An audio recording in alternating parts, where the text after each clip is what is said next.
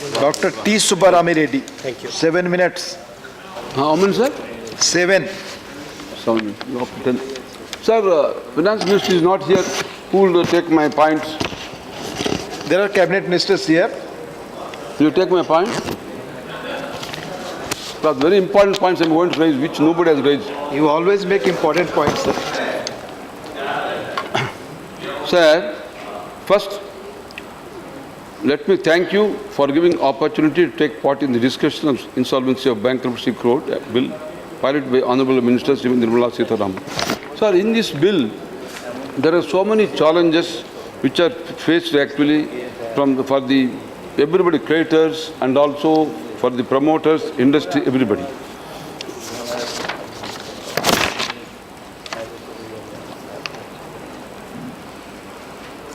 Even though now the number of amendments have been brought in this bill, I don't want to again spend more time in again discussing about amendments. Amendments are good. See, one thing I tell you, everything becomes perfection in human life after making efforts. So Corporate Affairs Ministry has been making a lot of efforts. I know it because I've been in touch also as the chairman of some committee. So they have been making efforts to close the loopholes. What is the actual difficulties in this bill?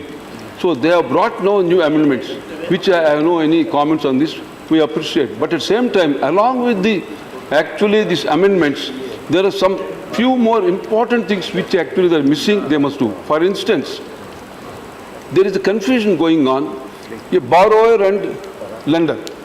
If a borrower borrows money from lender, and if he also gets some corporate guarantee by some X, first the lender must go to borrower and ask his money and make an effort.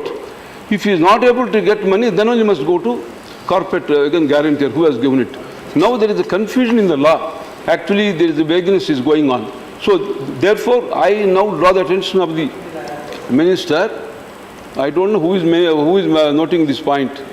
House will. I'm not writing. Minister is there. You have made your point. Sir, this is not magic. See, somebody has to note. Yes, yes. They are noting. It's a very important point. Yes, all points are important. Please.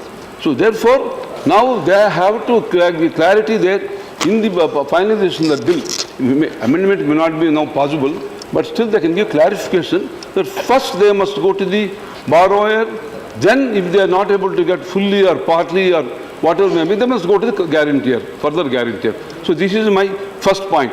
And the second point, most important is, take the cement industry, steel industry, infrastructure, or any industry in the country. All these industries, there will be a number of banks who will be the creditors. By 25, 30 banks will be creditors, and also so many institutions will be creditors. When the creditors are there, according to this present law, a single man who has given money of 30, 40 lakhs, he has power to go to NCLT and apply, yes, now this particular company is now owing me money. Come on, I want to go to NCLT. So there are cases where in NCLT, sometimes judges giving immediately they're appointing the resolution professional. And resolution professional means some chartered accountant. Unfortunately, she is not here. This point, you please, you must see actually what happened, sir. She has come now. Please continue your speech. So I want to draw the attention of the Honorable Finance Minister. So the most important this point is, when a company which is having even 20,000 crores business or 50,000 crores business, one small creditor having just few lakhs, 30, 40 lakhs, he has power to go to NCLT. And there are NCLT judges, there are cases where they are appointing resolution professionals.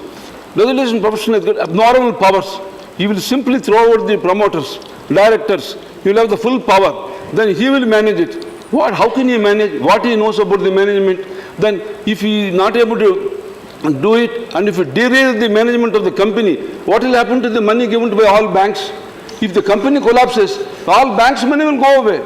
So this point has been never thought of anybody, nor it is not in the bill, sir. Madam, I am telling you this very important, what you have to bear in mind. See, most important, the law is so dangerous now. Amendments are very good, but some more things you have to add. That is, number one is, see, how to have this change, clarify this problem. That is, how a small fellow can deal with a big company. That's very, very important. Then, and also I would like to say, some people are taking undue advantage also. For example, a strong promoter is there. He will say, I don't have money. He will make his creditors to go to NCLT. In NCLT, there will be haircut 30, 40, 50, 60%. He gets the advantage. I don't say everybody will do like that. There is a loophole where there is a possibility for a promoter who can take this undue advantage because of this bill. Therefore, I draw the attention of the government that this point also has to be borne in the mind, how best we can plug this issue.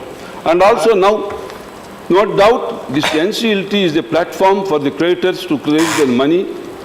You have more speaker from your party, so please conclude. So only now, I have seen, sir, 5 minutes. Conclude, you have one more speaker. Still 2 minutes are there. Please. So 1 minute you can conclude. You are more specific. I finished everything. Yes. So therefore, now what, I forgot the subject when you told me.